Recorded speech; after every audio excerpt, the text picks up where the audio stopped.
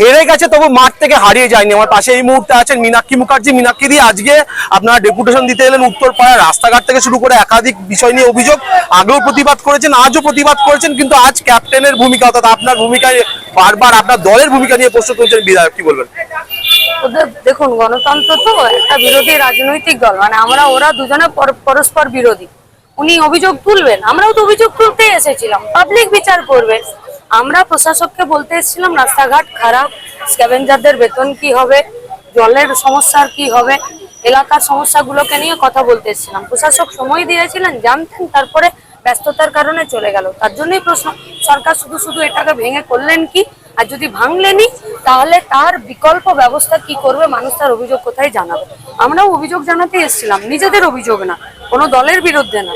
সরকার পরিচালনা করছে, পৌর প্রশাসন পরিচালনা করছে, মানুষের সমস্যা, প্রশাসকের ভূমিকা। মীনাক্ষী মুখার্জি ডেপুটেশন দেওয়ার জায়গায় উপস্থিত হয়েছে উত্তরপাড়া পৌরসভার সামনে, প্রচুর সংখ্যক পুলিশ বিএসএফ, এখানে কি যুদ্ধ লেগেছে নাকি? বিজেপি একটি ফ্যাসিস্ট কায়দায় চলা সরকার, তো ওরা পুলিশকে দিয়ে সরকার পরিচালনা করার একটা প্র্যাকটিস মহড়া তৈরি করতে চাচ্ছে পশ্চিমবঙ্গে। যাদবপুর ইস্যুতে কাল মুখ্যমন্ত্রী বলে যাদবপুর ইউনিভার্সিটিতে ভারতের পতাকা ওঠে না, টুকরে টুকরে গ্যাং ও জিহাদিদের নিয়ে যাদবপুর ইউনিভার্সিটি ইস্যুতে সরব। একটা ইউনিভার্সিটি সম্পর্কে রাজনৈতিক দল জনপ্রতিনিধিদের কথা ওঠা উচিত। আর কত বেশি টাকা স্যাংশন হবে, স্কলারশিপ কি হবে, লেখাপড়ার পঠন পাঠনের অবস্থা কি হবে, ভবিষ্যতে কি হবে, আরো রিসার্চের বিষয় কি হবে, আরো ফ্যাকাল্টি কি হবে, আলোচনাটা যাদবপুরকে নিয়ে ওটা পশ্চিমবঙ্গের প্রাইমারি স্কুল পর্যন্ত এই বিষয়ে হওয়া উচিত। যে বিষয়গুলোকে, যে ইস্যুগুলোকে বিজেপির সরকার এবং তাদের বিধায়করা নিয়ে আসছেন, সেই ইস্যুগুলো পশ্চিমবঙ্গের ভবিষ্যতে এগোনোর ইস্যু নয়। উত্তরপাড়া মানুষ আপনাদের প্রত্যাখ্যান করেছেন, 28,000 ভোটে ক্যাপ্টেন হেরেছে, কি বলবেন? আজকে যখন রাস্তা দাঁড়িয়েছেন বারবার ক্যাপ্টেনকে, গোটা উত্তরপাড়ায় 2,05,000 মানুষ ভোট দিয়েছেন, 1,25,000 মানুষ বিজেপিকে প্রত্যাখ্যান করেছেন। এবং এই রাস্তা নিয়ে বারবার অভিযোগ উঠছে, বলা হচ্ছে কাঞ্চন মল্লিকের সময় এত আন্দোলন, এত অভিযোগ হয়নি, কারণ সেটিং ছিল, কাটমানি ছিল। আচ্ছা, আপনি আমাকে একটা কথা বলুন, সারাক্ষণ বিধায়কের প্রশ্নের উত্তর দেব না জনগণের সমস্যা নিয়ে রাজনৈতিক দলগুলো লড়বে? কোনটা করা উচিত? মানুষের সমস্যা নিয়ে তো রাজনৈতিক দল লড়বে, নাকি কার কি ইচ্ছে হলো স্বপ্ন দেখতে দেখতে বলে দিল সেইটা নিয়ে লড়বে? মানুষ কি বলছে? মানুষ খুব সমস্যায় আছে, রাস্তাঘাট, বাড়ি, নালী, নিকাশি, বেতন, এইসব নিয়ে। আসুন সবাই মিলে এইগুলোকে নিয়ে কথা বলি, এর সমস্যার সমাধান। আজও বলবো, এটা সরকারের সম্পত্তি, সরকারের ঘরে এর থেকে যদি 2 পয়সা বেশি যায়, সরকার আরো ভালো করে স্কুল, হসপিটাল, রাস্তাঘাট এগুলো প্রশাসন পরিচালনা করতে পারবে। কোনো দালালের পকেটে যতদিন যাবে ততদিন এর বিরুদ্ধে আমরা কথা বলবো।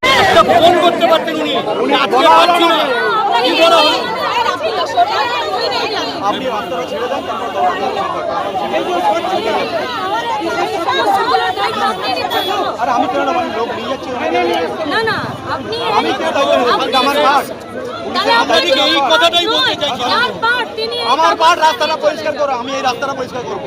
এই পাটের জন্য যেটা করবেন আপনি করুন, আমি আপনাকে অনুরোধ করে বলবো, রাস্তা অবরোধ করবেন না।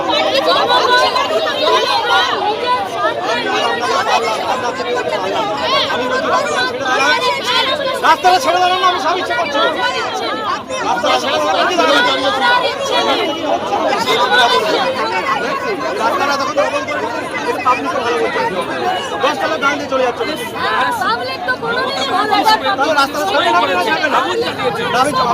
আমাকে আপনাকে পুষব্যাক করে শোনাতে হবে, যে কেস করতে হবে। কোনটা চাইছেন?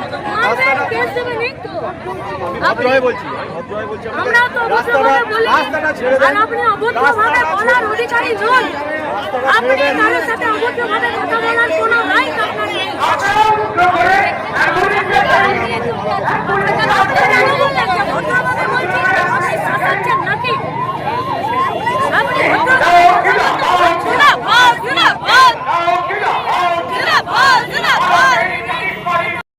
আপনি কথা শুনুন। আমার পুলিশ আমার বাড়ি পর্যন্ত পাওয়া যায় না, শুনুন না, শুনুন আপনি কথা বলুন, কথা শুনুন করবে অবশ্যই বুঝতে পারবে না কিছু করবে না। কেন আমরা অ্যাডমিনিস্ট্রেশনের সাথে কথা বলতে এসেছি, অ্যাডমিনিস্ট্রেশন না থাকলে আমাদেরকে জানাতে হবে তো, এটা সৌজন্য, ন্যূনতম সৌজন্য। আপনি আমার কথা শুনবেন কি শুনবেন না?